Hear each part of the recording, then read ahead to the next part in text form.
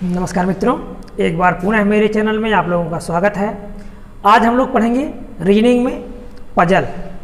तो पजल या पहेली परीक्षण।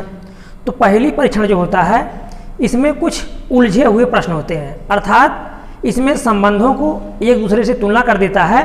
तो कई प्रकार के प्रश्न परीक्षाओं में पूछे जाते रहते हैं और जानकारी न होने की वजह से क्या होते हैं, परीक्षाओं में छूट जाते हैं।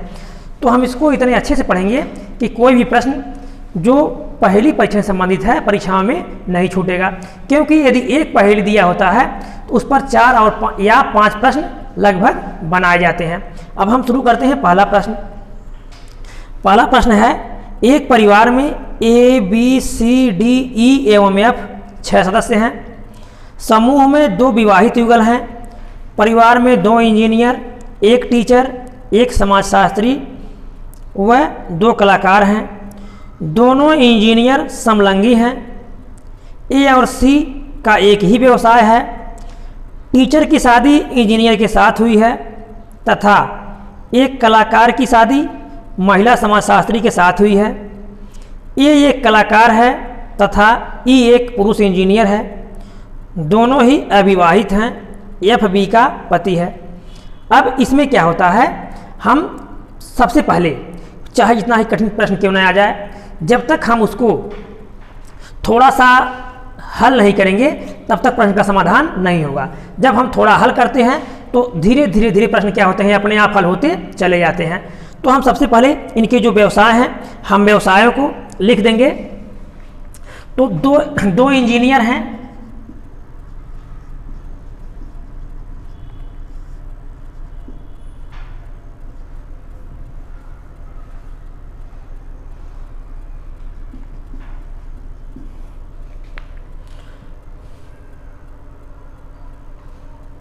एक टीचर, एक समाजशास्त्री,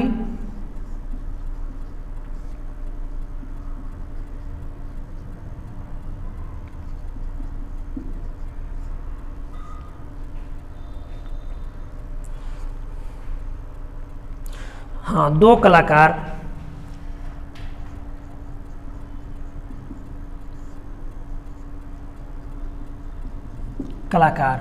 तो 2, 3, 4, 5, 6 लोग हो गए, क्योंकि 2 इंजीनियर हैं, एक टीचर हैं, एक समाजशास्त्री हैं और 2 कलाकार हैं।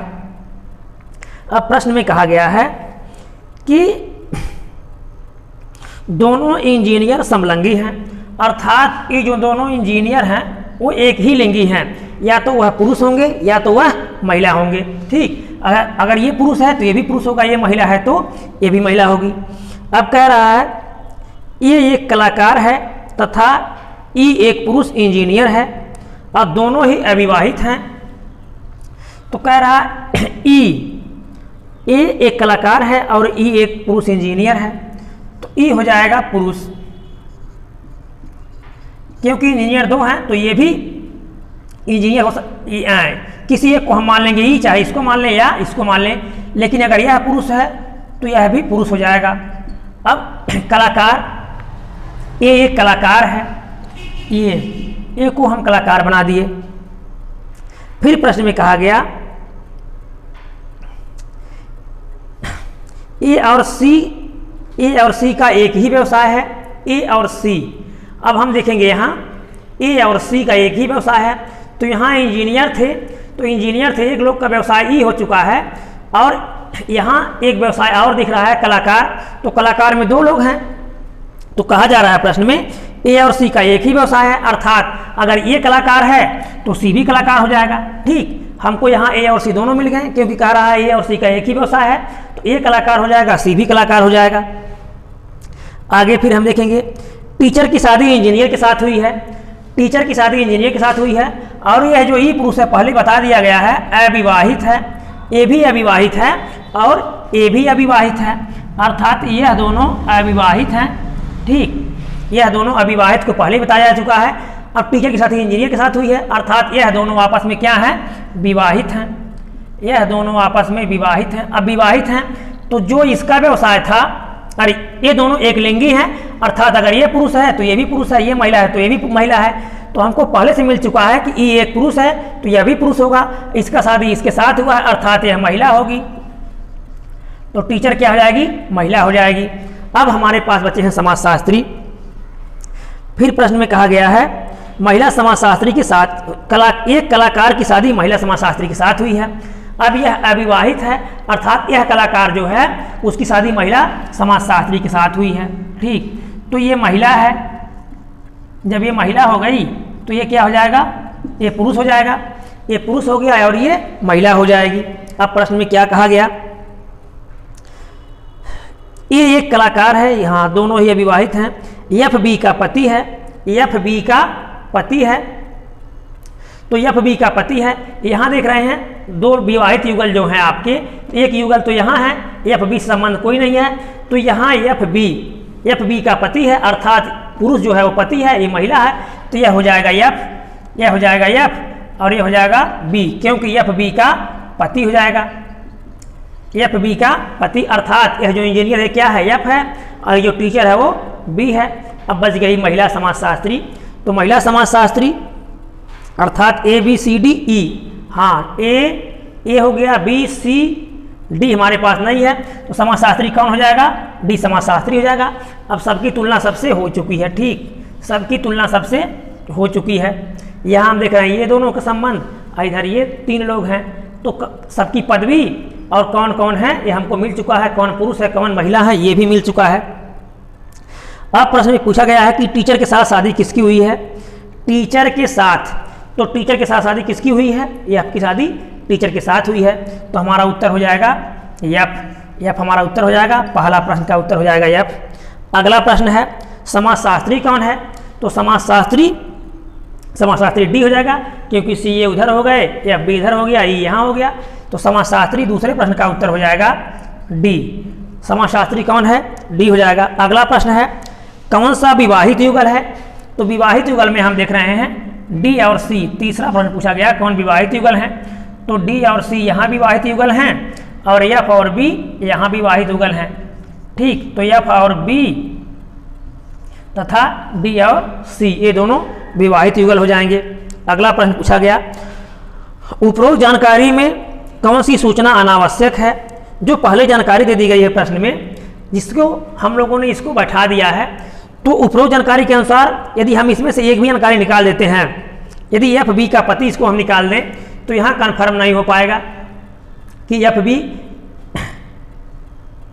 हाँ एफ बी का पति है कि एफ बी, क्योंकि यहाँ डी में कन्फर्म नहीं था, तो एफ बी डी इस तरह से दिक्कत हो जाएगी यहाँ से भी। अर्थात हम इस प्रकार से कह सकते हैं कोई अनावश्यक नहीं है, यानी सभी जानकारियाँ क्या हैं, आवश्यक हैं।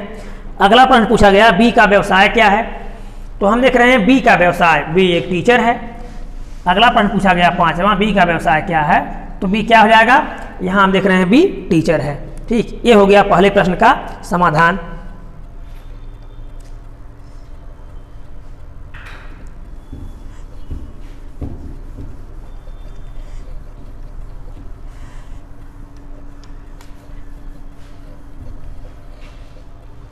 अगला प्रश्न देखेंगे P Q R S T U 6 मित्र हैं और एक क्लब के सदस्य हैं।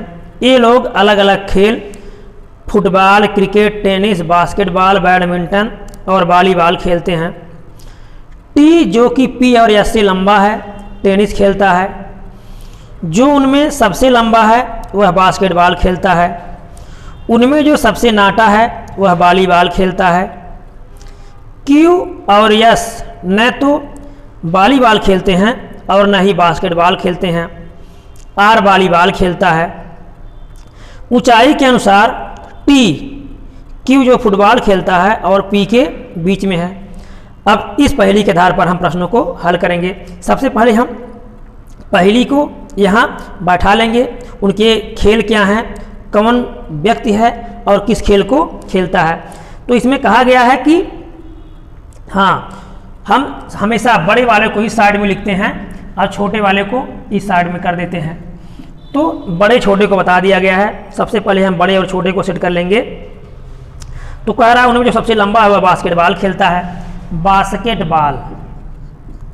बास्केटबॉल अर्थात जो लंबा होगा उसको सबसे इधर कर दिए, अब छोटे वाले को हम इधर कर देंगे।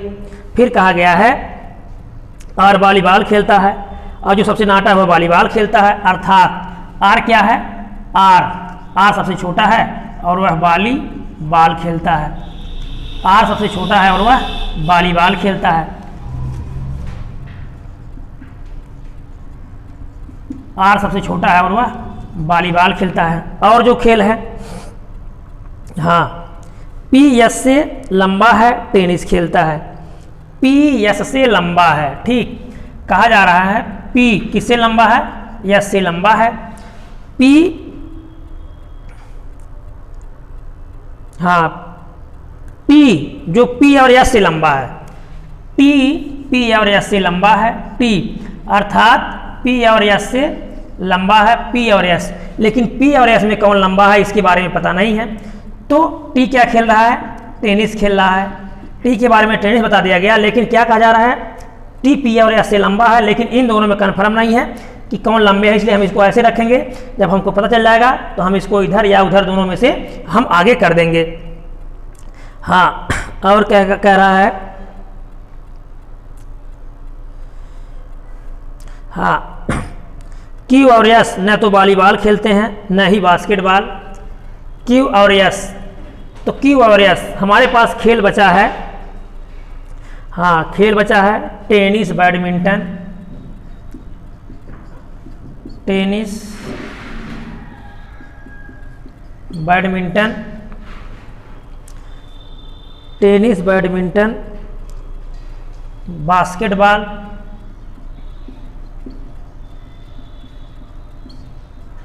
Tennis, badminton, basketball, football, football.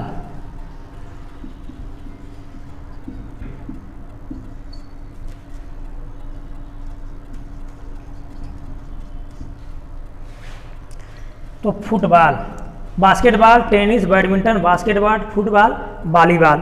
अब कह रहा है क्यू और एस न तो वॉलीबॉल खेलते हैं न ही बास्केटबॉल।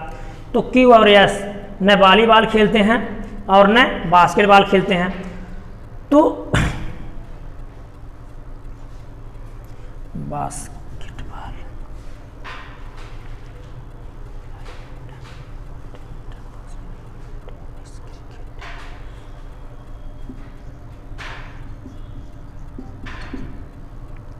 अब क्यू और एस न तो वॉलीबॉल खेलते हैं और न ही बास्केटबॉल। तो वॉलीबॉल वहाँ हो चुका है, बास्केटबॉल। इन लोगों के लिए क्या बच गया है, 3 खेल बच गया है। तो 3 खेलों में हम देख रहे हैं टी क्या खेल रहा है, टी यहाँ टेनिस खेल रहा है। तो टी टेनिस खेल रहा है। अब बच गया 2 खेल। 2 खेल किसके लिए बच गया, क्यू और एस के लिए, क्योंकि क्यू और एस न वॉलीबॉल खेलते हैं और न बास्केटबॉल खेलते हैं। तो बच गया हमारे पास 2 खेल, बैडमिंटन और क्रिकेट, बैडमिंटन, क्रिकेट और फुटबॉल। 3 खेल बच गया किसके लिए, Q S, Q S, Q S अर्थात क्यू एस में कन्फर्म नहीं है इन तीनों खेलों में से कौन खेल खेलते हैं। अब हम आगे देखेंगे। हाँ, कह रहा ऊंचाई के अनुसार टी, क्यू जो फुटबॉल खेलता है, ठीक, बता दिया क्यू जो फुटबॉल खेलता है, क्यू को बता दिया फुटबॉल खेल रहा है। क्यू क्या खेल रहा है, क्यू जो फुटबॉल खेल रहा है। तो अब ऐसे यहाँ नहीं होगा, क्या हो जाएगा वहाँ, हाँ, वहाँ क्यू हो जाएगा। अब एस के लिए 2 सीटें, एस के लिए 2 सीटें, क्योंकि क्यू जो फुटबॉल खेलता है, हाँ, ऊंचाई के अनुसार टी, क्यू जो फुटबॉल खेलता है और पी के बीच में है। ये जो टी है और क्यू जो फुटबॉल खेलता है और पी के बीच में है, अर्थात एस इसके बाद हो जाएगा, ठीक, यहाँ समझिएगा। क्यू क्योंकि टी बीच में है, किसके, क्यू और पी के, और एस पहले से था। अब ऊंचाई के क्रम में ये हो गया, और आर वॉलीबॉल खेलता है, सबसे नाटा हो गया। और ये एक लोग बचे हैं, कौन बचे हैं, यू सबसे लंबा हो जाएगा। यू को हम यहाँ कर देंगे, ठीक, यू सबसे लंबा हो गया। अब इनका क्रम हो गया, यहाँ इनका क्रम हो गया। और यहाँ देख रहे हैं हम, अभी एक लोग और बचे हैं, हाँ, पी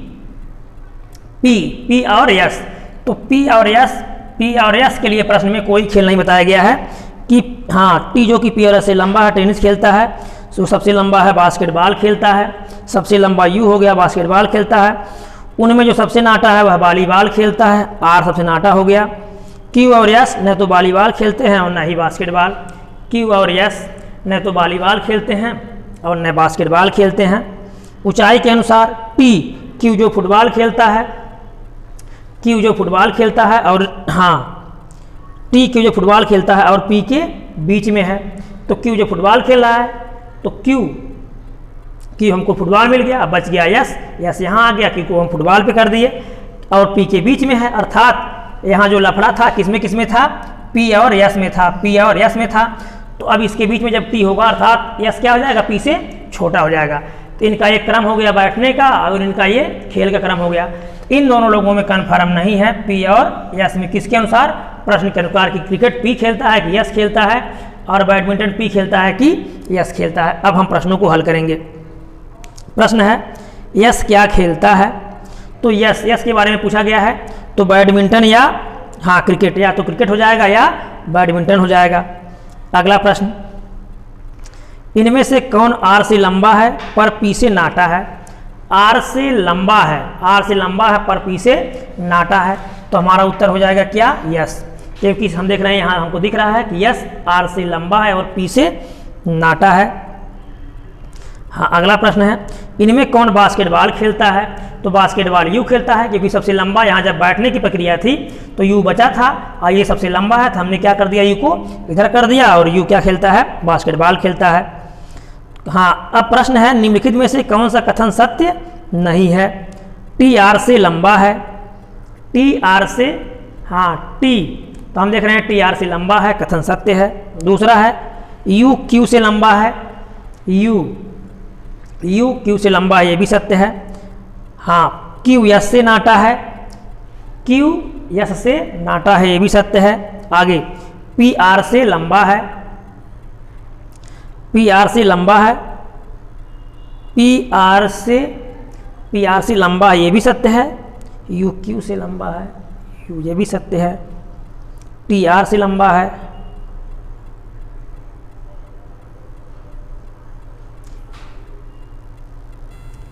प्रश्न में कहा गया है क्यू एस से नाटा है, क्यू एस से नाटा है, नाटा नहीं है, लंबा है, ठीक, क्यू एस से लंबा है, तो हमारा उत्तर ही जाएगा गलत कि यह गलत है, क्योंकि सत्य नहीं है, जबकि क्यू क्या है, एस से लंबा है और यहाँ दिखा रहा है क्यू एस से नाटा है। तो हमको विश्वास है वीडियो आप लोगों को पूरा समझ में आया होगा, और वीडियो अच्छा लगा होगा तो लाइक कीजिएगा, सब्सक्राइब कीजिएगा, दोस्तों को आप शेयर कीजिएगा। धन्यवाद।